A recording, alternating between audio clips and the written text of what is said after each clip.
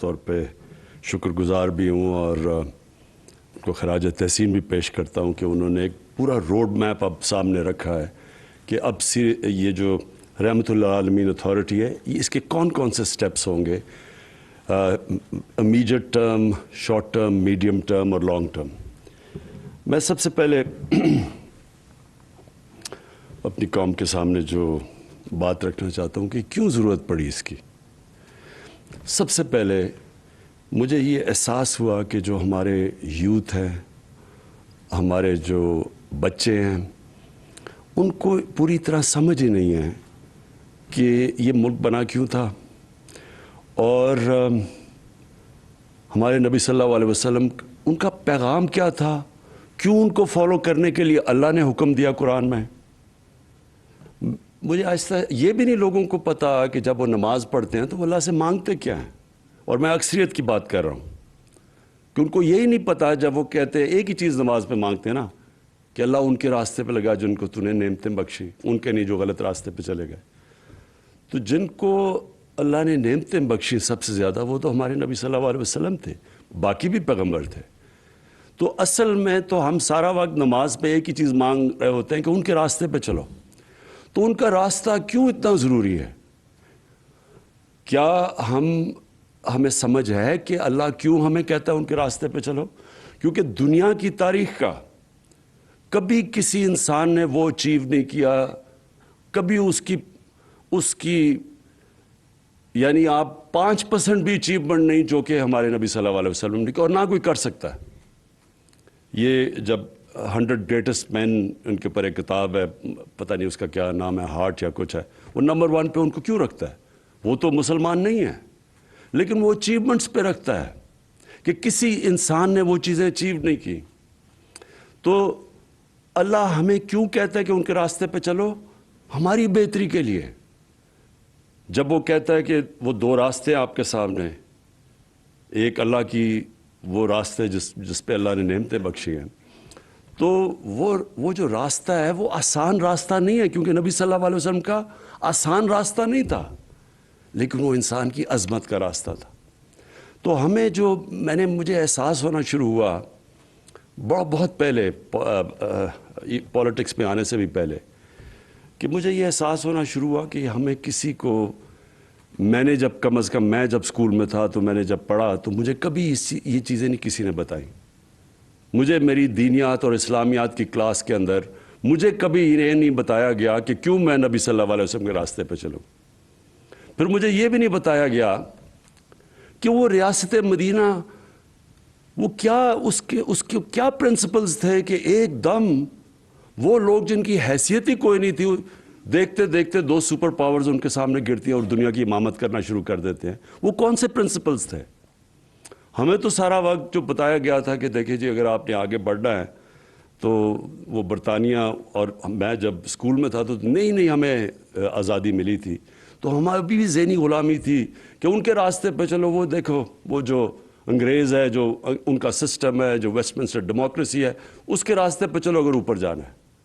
ہمیں پڑھایا کچھ جاتا تھا، لیکن اصل میں ہمیں یہ کہا جاتا تھا کہ اصل میں انسان اوپر جا ہی نہیں سکتا جب تک ان کے راستے پہ نہ چلو جنہوں نے آپ کے اوپر حکومت کی تھی۔ اور یہ سب سے بڑا مسئلہ ہے کہ ہمارے میں ایک ڈسکنیکٹ ہے۔ ہماری ہم جب دین کی اپنے بچوں کو تعلیم دیتے ہیں، ہم ان کو یہ بتا ہی نہیں سکتے کہ کیا وجہ ہے کہ آپ کو یہ جو ہم آپ کو پڑھاتے ہیں کہ ان کے راستے پہ کیوں چلو۔ تو دیکھیں، میں کوئی اسلامک اسکالر نہیں ہوں، میری تو اپنی زندگی سے سارے تجربہ ہوا ہے مجھے۔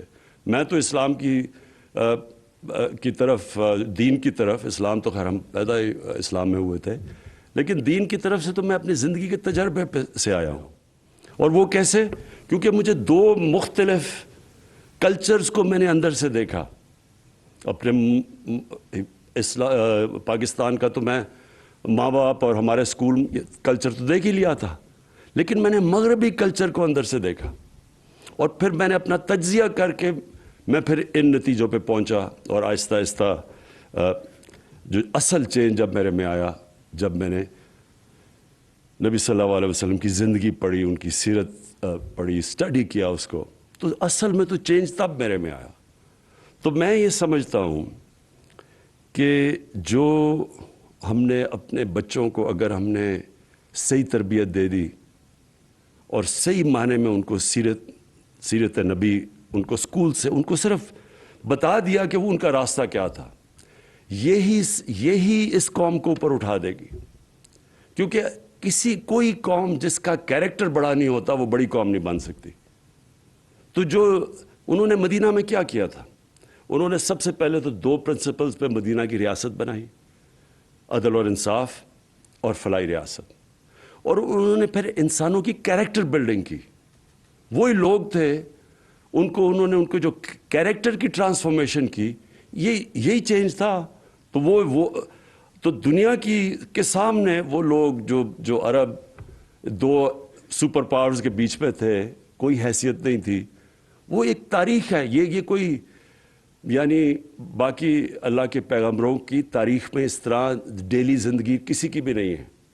یہ ہمیں اپنے نبی کی تو ہمیں پہلے دن سے پتہ ہے کہ ان کی زندگی کب انہوں نے ہجرت کی اور پھر کب دنیا سے گئے, وہ سارے ان کا ریکارڈ ہے ہمارے پاس کہ کب جنگ بدر ہوئی, پھر خندق ہوئی, پھر وہ جو ان کو صلح حدیبیہ ہوئی, یہ سارا تاریخ کا حصہ ہے. تو ایک سمجھ لیں ہمیں کبھی اپنے آپ سے پوچھتے رہیں کہ یہ کیا ٹرانسفارمیشن تھی کہ ایک دم یہ کہیں بھی دنیا کا اس کی کوئی مثال نہیں ہے کہ ایک دم ٹرانسفارم ہو کے ایک دنیا کی امامت کی. اس لیے اللہ کہتا ہے کہ ان کی زندگی سے سیکھو, ہماری بہتری کے لیے. ہم اگر اس پہ چلیں گے قوم اٹھ جائے گی, اگر انسان ان کو کاپی کرے گا وہ کیریکٹر بڑا ہو جائے گا. پھر جب سے مجھے حکومت ملی تو میں نے یہ کیوں میں نے رحمت اللہ عالمین اتھارٹی کا فیصلہ کیا. سب سے پہلے میں کیونکہ مغربی کلچر بھی سمجھتا تھا, اپنا بھی کلچر دیکھا, تو میں نے یہ ریئلائز کیا کہ گورنمنٹ کئی چیزیں نہیں ٹھیک کر سکتی. کیا نہیں ہم ٹھیک کر سکتے؟ مدینہ کی ریاست میں جو قرآن کی آیت ہے امر بالمعروف, اچھائی کے ساتھ کھڑی اور برائی کو ختم کرو, یہ جو برائی کے خلاف کھڑے ہو, یہ جو بیسک جس کو ایک مورالٹی یا ایتھکس ایک سوسائٹی کی اس کے اوپر بیس ہوتی ہے. تو میں نے جب دیکھا کہ ہمارے سے وہ بہت آگے ہے مغرب, برطانیہ کا جو سوسائٹی ہے وہ ہمارے سے بہت آگے ہے, وہ واقعی برائی کو دباتی ہے اور اچھائی کے ساتھ کھڑی ہوتی ہے.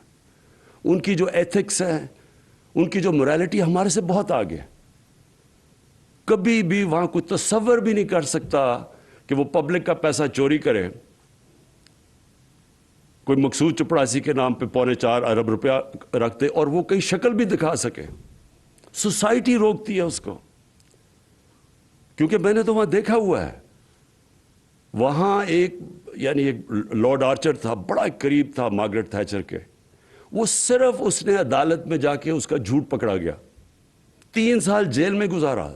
سب سے طاقتور پرائم منسٹر کا وہ قریبی آدمی تھا. لارڈ آرچر نے 3 سال جیل میں گزاری, کوئی اس کو کھانے پہ نہیں بلاتا تھا. سنگاپور میں لی کوان یو نے جب سنگاپور کو چینج کیا, جب سنگاپور میں بھی بڑی کرپشن تھی, اس نے جب کرپشن چینج کیا, ذہن چینج کیا, امر بالمعروف وہ امپلیمنٹ کیا, تو اس کا جب قریبی دوست تھا جو منسٹر, جب اس نے کرپشن کی پکڑا گیا, خودکشی کی اس نے, کیونکہ اس کو پتا تھا معاشرے میں اب مجھے کوئی آنے نہیں دے گا. میں اپنی کیبنٹ کو بھی بتاتا رہتا ہوں کہ امریکہ کے اندر ایک بہت بڑا ملٹی بلینئر تھا برنی میڈوف, اس کے اوپر فلم بھی بنی ہوئی ہے. سب سے سارے بڑے بڑے لوگ سیلیبریٹیز اس کو ملا کرتے تھے, سب سے طاقتور بڑا پرومیننٹ آدمی کہنا جاتا تھا, امیر ترین تھا. پتہ وہ ایک فراڈ سکیم, پونزی سکیم میں پکڑا گیا. اس کے 2 بیٹے تھے, ایک نے خودکشی کی, دوسرا گھر کے اندر ہی بند ہو گیا اور بیماری سے مر گیا, بیوی نے طلاق دے دی. ابھی رپورٹ ایک اور ابھی دیکھ رہا تھا, اس کی بہن اور اس کی بہن کے ہسبینڈ نے خودکشی کر لی. یہ کیوں کی ہے؟ کیونکہ معاشرے کے اندر جگہ ختم ہو جاتی ہے ان کی. تو ہم اگر کرپشن سے یہاں لڑنا ہے, اور یہ یاد رکھیں کہ ملک صرف غریب اس لیے ہوتے ہیں کرپشن کی وجہ سے. ساری دنیا کے اندر آپ سٹڈی کر لیں جو غریب ملک ہے, ہر ملک کے اندر کرپشن ہے جو غریب ہے. اور سوئٹزرلینڈ جیسا ملک جس کے کوئی وسائل ہی نہیں ہے سب سے امیر ترین ملک ہے, کیونکہ وہاں کرپشن نہیں ہے, رول آف لا انڈیکس میں سب سے اوپر ہے. تو اس کے اندر یہ میں صرف مجھے آہستہ آہستہ احساس ہوا ہمارے ملک میں کہ ہم کرپشن کو ایکسیپٹیبل کر بیٹھے ہیں. یہ سب سے زیادہ ایک معاشرے کو تباہ کرنا ہے. معاشرے کے اندر برائی کو ایکسیپٹ کر جاؤ. جس طرح مولانا رومی سے کسی نے پوچھا کہ قوم کیسے مرتی ہے, اس نے کہا اچھے برے کی تمیز ختم کرتی ہے قوم مر جاتی ہے. اب برائی کو برائی نہ سمجھے, محنت کون کرے گا؟ اگر چوری میں برائی نہیں ہے تو میں کیوں پڑھوں, میں کیوں محنت کروں؟ جب میں آرام سے قبضہ گروپ بن جاؤں یا میں کوئی منسٹر بن کے پیسے بنانا, میں کیوں محنت کروں؟ اس لیے مدینہ کا جو ریاست تھی وہ اس بنیاد پہ کھڑی کی گئی تھی. تو ادھر وہ ہمارے سے بہت آگے ہیں. میں نے یہ سارے ملک دیکھے ہیں, آسٹریلیا, نیوزی لینڈ چلے جائیں, کوئی تصور بھی نہیں کر سکتا کہ اتنا سا بھی کسی کے اوپر دھبا آ جائے کرپشن کا, وہ شکل بھی کئی معاشرے میں دکھا سکے. تو یہ اس لیے اپنے بچوں کو ہمیں سیرت نبی پڑھانی ہے, تاکہ ہمارے بچے جب قوم فیصلہ کرے گی کہ ہم نے کسی نے بدی کی, برائی کی, قوم اس کو آئسولیٹ کرے گی. جاپان کے اندر منسٹر کوئی پکڑا جاتا ہے, عام زبان کے اندر ان کے وزیر خودکشی کر لیتے ہیں, کیونکہ معاشرے میں جگہ ختم ہو جاتی ہے. آپ وہ چوروں کے اوپر پھول پھینکیں گے, آپ کے مین لوگ وہ نیب کے کورٹ پہ جا رہے ہیں, پھول پھینک رہے ہیں. وہ جا کے ایک باہر بھاگ گیا ہے, جھوٹ بول کے وہ باہر بھاگا ہوا ہے, اربوں روپے کی پراپرٹیز میں بیٹھا ہے. یہاں بڑے بڑے صحافی کہہ رہے ہیں جی اسے تقریر کرنے دو. کوئی کسی وکیلوں نے کہا کہ جی اس کو پھر سے اس کے بین ختم کرو, کہ پھر سے اسے اجازت دو الیکشن لڑنے کی. تو یہ ہے ہماری معاشرہ. اس لیے نہیں کہ اللہ نے وسائل کی کمی رکھی ہے. دوسری چیز, جب میں نے پولیس چیفز کو بلایا شروع میں اور کرائم چارٹ دیکھا, آئی جیز کو, میں نے کہا کہ کون سی کرائم سب سے زیادہ ہے, اور میں 3 سال پہلے کی بات کر رہا ہوں. مجھے یہاں اسلام آباد آئی جی نے اور پنجاب, انہوں نے کہا جی سیکس کرائم تیزی سے اوپر جا رہی ہے. اور وہاں قصور میں واقعہ ہوا تھا بچوں کے ساتھ چائلڈ پورنوگرافی کا. میں نے بڑے چن کے ایک ڈی آئی جی کو چنا, اور میں نے کہا تم خود جا کے, کیونکہ وہاں کچھ پکڑا کوئی نہیں جا رہا تھا. تو ڈی آئی جی نے جب واپس آ کے مجھے رپورٹ دی, تب سے مجھے خوف ہونا شروع ہوا. پہلے تو سیکس کرائم سارے پاکستان میں بڑھ رہی تھی.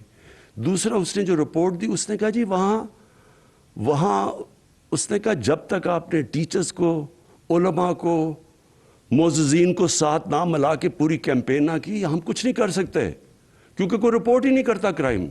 اب پولیس تو تب پکڑے گی جب کوئی کرائم رپورٹ کرے گا. تو جب کوئی کرائم ہی نہیں رپورٹ کر رہا, پولیس نے کیا ایکشن لینا ہے؟ تو آہستہ آہستہ یہاں بھی جب میں نے کرائم چارٹ دیکھا تو ریپ اور چائلڈ ابیوز, جو بچوں سے زیادتی ہے, وہ دونوں بڑھ رہی ہیں. اور اس کی جو سب سے تکلیف دہ چیز ہے کہ 1% بھی نہیں رپورٹ ہوتی پولیس میں. لوگوں کو شرم آتی ہے, فیملیز شرما جاتی ہیں, گھبراتے ہیں کہ ہماری بری پبلسٹی ہوگی, چپ کر جاتے ہیں بیچارے. تو تب میں نے پھر سوچا کہ یہ صرف گورنمنٹ اس کا مقابلہ نہیں کر سکتی, اس کا معاشرہ اس کے خلاف مقابلہ کرے گا. اور معاشرہ تب مقابلہ کرے گا جب ہم معاشرے کے اندر یہ ایتھکس تو دیں, لوگوں کو بتائیں تو صحیح کہ کیوں اسلام کے اندر یہ جو ہمارا پردے کا کانسیپٹ ہے, اور میں صرف کپڑوں کی بات نہیں کر رہا, آنکھوں کا پردہ, یہ جو کانسیپٹ ہے یہ کیوں ہے. اور پھر کیونکہ میں نے مغرب بھی دیکھا ہوا ہے اور یہاں کی بھی سوسائٹی دیکھی ہے. میں جب شروع میں گیا برطانیہ تو 14 میں 1 طلاق ہوتی تھی وہاں, اور دیکھتے دیکھتے وہاں 70% طلاقیں شروع ہو گئی. کیا چینج آیا؟ ان کی جو پبلک موریلٹی تھی وہ چینج ہو گئی. جو ٹی وی پہ اور فلموں پہ جو چیزیں آنی شروع ہوئیں وہ آہستہ آہستہ زیادہ فحاشی بڑھتی گئی. جیسے اور تو پھر جب ہم اپنا دین کو سٹڈی کرتے ہیں کہ یہ پردہ کیا کانسیپٹ, پردہ تو فیملی سسٹم کو پروٹیکٹ کرنے کے لیے. اور اس کے اوپر اگر کبھی کسی نے سمجھایا لوگوں کو کہ اس کے پیچھے کیا ہے. ہم تو صرف کیا کہتے ہیں آرڈر کر دیتے کہ جی کپڑے ایسے کرو ویسے پہلے اس کی سائیکالوجی تو پیچھے بتائیں کہ کیوں کہہ رہے ہیں آپ, کیونکہ اس کے پیچھے تو بڑا فلسفہ ہے. اور جیسے جیسے ایک سوسائٹی کے اندر آپ فحاشی بڑھاتے رہے, سب سے پہلا مسئلہ آتا ہے فیملی سسٹم میں. آپ اگر ہالی ووڈ کے اندر آپ ذرا کبھی پڑھ لیں کہ ہالی ووڈ میں جدھر سے سارا ٹرینڈز نکلتی ہیں تو وہاں ایک شادی 2.5 سال لاسٹ کرتی ہے ایوریج پہ, کیونکہ آپ بڑھاتے جائیں گے وہ اس کا ڈائریکٹ امپیکٹ فیملی سسٹم پہ پڑے گا. اور پھر فیملی سسٹم جب ایک گھر ٹوٹتا ہے تو اس کے کیا معاشرے کے اوپر مسئلے آتے ہیں. کیوں ہمارے دین کے اندر اتنا زور ہے کہ اپنی فیملی کو پروٹیکٹ کرو, ڈیورس کیوں اتنی بری سمجھی جاتی ہے, کیونکہ اس کا بچوں پہ افیکٹ پڑتا ہے. تو جب ہم وہاں دیکھتا ہوں تو ان کی بہت بڑی تباہی آئی ہے اس کی وجہ سے. سارا مغرب کے اندر پچھلے 30-40 سال دیکھیں فیملی سسٹم ٹوٹتا جا رہا ہے. ہم ان سے بہت آگے, اللہ نے ہمارا فیملی سسٹم ابھی بھی پروٹیکٹ کیا ہوا ہے, اور ابھی بھی ہمارے علماء کو, ہماری یہ اتھارٹی کم از کم ہم اپنے یوتھ کو یونیورسٹیز میں کالجز میں بتائیں تو صحیح کہ فلسفہ اس کے پیچھے کیا ہے, کیا پرابلم ہوتا ہے جب فیملی ٹوٹتی ہے. بچوں کے اوپر کیوں نہیں بچے کمپیٹ کر سکتے ایکڈیمکلی جب ایک ٹوٹے ہوئے گھر سے آتے ہیں. ان کے اس کے بڑے اب اس کے اوپر کافی ریسرچ ہوئی ہے, ہمارے لوگوں کو پوری طرح اس کی سمجھ. اس لیے میں نے, کیونکہ یہ معاشرہ لڑتا ہے اس سے, یہ گورنمنٹ نہیں لڑ سکتی. اور تو ہم نے تب سوچا کہ اس کا تو طریقہ یہ ہے کہ ہم اسکالرس کو اکٹھا کریں اور پھر سارے اور بھی علماء سب کو اکٹھا کریں, تقسیم نہ کریں. یہاں ایک یہ بڑا پرابلم ہے کہ سب کی اپنی ڈیڑھ انٹ کی مسجد بٹھا کے تو علیحدہ چل رہے ہوتے ہیں. مقصد تو ہم سب کا ایک ہی ہے. تو اس لیے کامن گراؤنڈ پہ سب کو اکٹھا کریں اور پھر اپنی اسکولوں سے شروع کریں. جس طرح ڈاکٹر انیس نے بالکل بات ٹھیک کی کہ کارٹونز جو ہیں ان کے اندر آپ دیکھیں کلچر کیا آتا ہے. آپ کارٹون ذرا کبھی دیکھیں, بچے کیا دیکھ رہے ہیں, نہ وہاں ماں باپ کی عزت ہے. ماں باپ کی عزت کے پیچھے پورا فلسفہ ہے. فلسفہ کیا ہے ماں باپ کی عزت کے پیچھے؟ ہمارے دین میں کیوں ماں باپ کی عزت ہے؟ آپ ان کے پروگرام دیکھیں جو بچے دیکھ رہے ہیں, اس میں تو ماں باپ کی عزت نہیں ہے, استاد کی عزت ہے. ماں باپ کی عزت کیوں امپورٹنٹ ہے؟ ماں باپ کی عزت اس لیے امپورٹنٹ ہے کہ ماں یا باپ خود جو مرضی زندگی کے اندر گناہ کریں اور برے کام کریں, وہ چاہتے اپنے بچوں کو ان سے سیکھ کے بچوں کو کہتے کہ آپ یہ نہ کریں. کیونکہ بچوں کی بھلائی سب سے زیادہ بلوس جو پیار ہوتا ہے وہ ماں باپ کا بچوں سے ہوتا ہے. تو وہ چاہتے ہیں کہ ہمارے بچے کم از کم ٹھیک ہو. اس لیے قرآن میں کہا کہ ماں باپ کی عزت کرو. اس لیے نہیں کہ ماں باپ فرشتے ہیں, اس لیے کہ ماں باپ اپنی جو غلطیاں کی ہیں وہ یہ نہیں چاہتے ہمارے بچے ہماری غلطیاں دہرائیں. اور یہ سارے جو کانسیپٹس ہیں سمجھانے ہیں ہم نے. یعنی ہم نے سوسائٹی کو جب پوری طرح ان کی تربیت کرنی ہے تو یہ کانسیپٹس ہیں ہمارے دین کے, ان کو عام آدمی کی زبان پہ سمجھانا ہے ہم نے. اور جو آپ نے بڑا اچھا, میں صرف آپ کے سامنے رکھوں کیونکہ ڈاکٹر انیس آپ نے پہلی دفعہ بڑی محنت کر کے ایک پورا روڈ میپ آپ بنایا ہے ہمارے رحمت اللہ عالمین کا. تو کیریکٹر بلڈنگ کے لیے, اچھا کیریکٹر بلڈنگ کے اندر لیڈرشپ بھی آ جاتی ہے. دیکھیں لیڈرشپ جو دنیا میں کوئی بھی پیمانے پہ دیکھ لیں تو وہ لیڈرشپ کسی انسان کی نہیں تھی جو نبی صلی اللہ علیہ وسلم کی تھی. اس کی ٹیسٹ کیا تھا کہ جو ان کے ارد گرد تھے وہ سارے لیڈر بن گئے, جو ان کو دیکھتے دیکھتے لوگ لیڈر بن گئے. جو اگر آپ وہ اسلام کی تاریخ پڑھیں اور وہ جو پیریڈ ان کے بعد جب ان کی دنیا کے جانے کے بعد پیریڈ دیکھیں تو اتنے زیادہ عظیم لوگ کبھی اتنی تھوڑے ٹائم ہسٹری میں آئے نہیں ہیں, کیونکہ جو ان کو دیکھ رہے تھے وہ عظیم لوگ بن گئے. تو سب یہ جو لیڈرشپ کانسیپٹ ہے یہ بہت امپورٹنٹ ہے کہ ہم بتائیں تو صحیح اپنے یوتھ کو کہ لیڈرشپ کی وہ کون سی کوالٹیز ہیں. اور پھر ایجوکیشن, بچوں کو یہ جو سیرت کا بتائیں لوگوں کو کہ کیا وہ کون سی کوالٹیز تھی. فیملی سسٹم میں کیا بیٹھا ہوں, انٹرفیتھ کمیونل ہارمنی, یعنی یہ جو ہمارا, ہم کئی دفعہ یہ سمجھتے ہیں, ہم تو تقسیم جو کرتے رہتے ہیں انسانوں کو, ہم یہ ریئلائز نہیں کرتے کہ نبی صلی اللہ علیہ وسلم جو ان کو اللہ نے ٹائٹل دی تھی رحمت اللہ عالمین, وہ انسانوں کو, سب انسانوں کے لیے تھے, سب انسانوں کے لیے رحمت بن کے آئے تھے. وہ یونائٹ کرنے آئے تھے انسانوں کو. جو مساک مدینہ تھا وہ جو یہودی بھی تھے, عیسائی بھی تھے, لیکن ان سب کو انہوں نے یونائٹ کیا تھا. تو یہ جو کانسیپٹ ہے, جو ہم تقسیم کرتے ہیں ہر وقت, اگر برے لیڈر کی سب سے بڑی نشانی یہ ہوتی ہے کہ وہ انسانوں کو تقسیم کرتا ہے, اور بڑا لیڈر وہ ہوتا ہے جو ہمارے نبی صلی اللہ علیہ وسلم انسانوں کو اکٹھا کرنا, جو قائد اعظم نے کوشش کی, ہندو مسلم یونٹی کے ایمبیسڈر سمجھے جاتے تھے شروع میں, اور نیلسن منڈیلا نے جو کیا ساؤتھ افریقہ میں کہ انسانوں کو اکٹھا کیا. اور پھر جو اسلام کا کانسیپٹ ہے, ویسے وہ میں ابھی بھی کہوں کیونکہ میں سب سے زیادہ پیسہ اکٹھا کرتا ہوں, جتنے جو دینی لوگ ہوتے ہیں وہ اپنا فرض سمجھتے ہیں کہ اللہ کی راہ میں دینا. یہ ہمارا بہت بڑا, پاکستان کے اندر ابھی بھی دنیا میں سمجھتا ہوں کہ ہم سب سے زیادہ چیریٹی دیتے ہیں. اور پھر ہیومن رائٹس, ہمیں باہر سے لیکچر ملتے ہیں ہیومن رائٹس کے, یہ سارے ہیومن رائٹس تو نبی صلی اللہ علیہ وسلم, آپ ان کی سیرت جب پڑھیں تو اس میں سارے لکھے ہوئے ہیں کہ کیا انسانیت, جو ان کا آخری خطبہ ہے وہ تو ہیومن رائٹس کا چارٹر ہے, اگر آپ اس کو صحیح طرح سمجھیں. تو میں ڈاکٹر انیس آپ کو یہ آج کہنا چاہتا ہوں کہ ہماری پوری گورنمنٹ کی آپ کی سپورٹ آپ کے ساتھ ہوگی, اور یہ مجھے بڑی خوشی ہوئی کہ یہ ہم اسلامک آئیڈیالوجی کونسل قبلہ اعظم آپ ان کے ساتھ ہوں گے, اسلامک یونیورسٹی اس کے اسکالرز بیٹھے ہوئے ہیں, ان کے ٹیچرز بیٹھے ہوئے ہیں. میں یہ بیسکلی چاہ رہا ہوں کہ دیکھیں, یہ اللہ نے جب اس ملک کو بنایا تھا تو یہ بہت بڑی خواب کا نام تھا پاکستان. ہندوستان کے مسلمانوں نے بھی پاکستان کے لیے ووٹ دی تھی جب پتہ تھا کہ انہوں نے پاکستان کا حصہ نہیں بننا, کیونکہ وہ سب چاہتے تھے کہ ایک جو علامہ اقبال نے کہا نا کہ مثال بنے گی کہ ہم اصل میں اسلام کیا ہے. تو وہ جو سفر ہے, اور پھر میں یہ کہہ دوں کہ یہ جو ہم مانگتے ہیں کہ اللہ سیدھے راستے پہ لگا, سیدھے راستے کا سفر شروع ہوتا ہے. وہ اللہ نے یہ نہیں کہا کہ اس منزل پہ پہنچا دے, انہوں نے کہا نہیں اس راستے پہ لگاؤ, کیونکہ راستہ کے مطلب ایک مسلسل جد و جہد.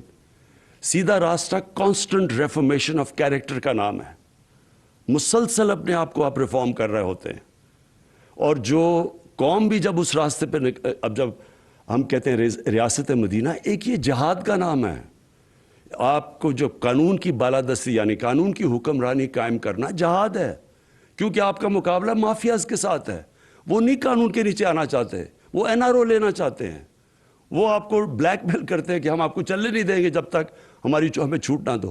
تو یہ جہاد ہے, یہ مسلسل ایک معاشرہ جہاد لڑتا ہے اس عظمت پہ پہنچنے کے لیے. انسان بھی لڑتا ہے اپنے کیریکٹر ریفارمیشن میں, اور ایک معاشرہ بھی جو مدینہ کی ریاست کا کانسیپٹ ہے وہ ایک پوری جد و جہد کرتا ہے. انسانیت کا جو کانسیپٹ ہے ہمارے دین کے اندر, مجھے افسوس سے کہنا پڑتا ہے کہ آپ اسکینڈینیویا جائیں, آپ کو تکلیف ہوتی ہے ان کے انسانیت کا نظام دیکھ کے, کتنی زبردست ویلفیئر اسٹیٹ. وہ جانوروں کو کیسے رکھتے ہیں, انسانوں کی تو دور کی بات ہے.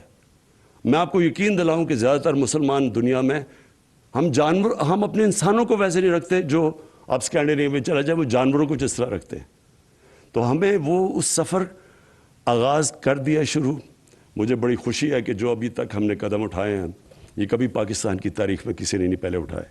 یعنی جو سب سے بڑی چیز ایک گھر میں بیماری ہوتی ہے تو سب سے بڑا حالات, ان کی تکلیف کیا تکلیف ہوتی ہوگی کہ جب وہ گھر میں کوئی بچہ بیمار, ماں باپ بیمار, کہ ان کے پاس پیسے نہیں علاج کروانے کے لیے. تو ہیلتھ کارڈ, یہ جو سب سے پہلا کہ سارے گھروں کے اندر ہر خاندان کے پاس 10 لاکھ کی ہیلتھ انشورنس, یہ بہت بڑا قدم تھا. بڑی مشکلوں سے ہم یہاں پہنچے. اور اس کے علاوہ بھی جو ہم نے جو احساس کے پروگرامز لے کے آئے ہیں سامنے, یہ بھی سب کبھی اتنا زیادہ پیسہ کسی گورنمنٹ نے خرچ کیا.